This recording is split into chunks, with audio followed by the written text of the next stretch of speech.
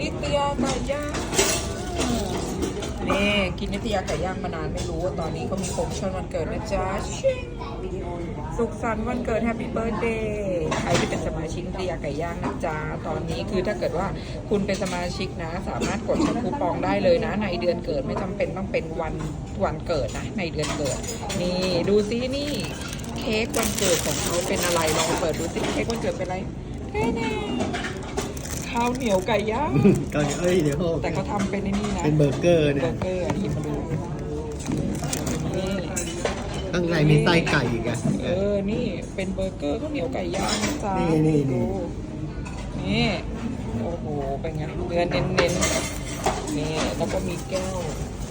สวยนะลายไก่ใส่กระเป๋ามายังสวยเลย คุ้มค่าบอกเลยใครคุ้มค่า ใครเกิดแล้วอยากจะฉลองก็มาฉลองที่นิตยาไก่ย่างได้นะมารับวันเกิดกลับบ้านด้วย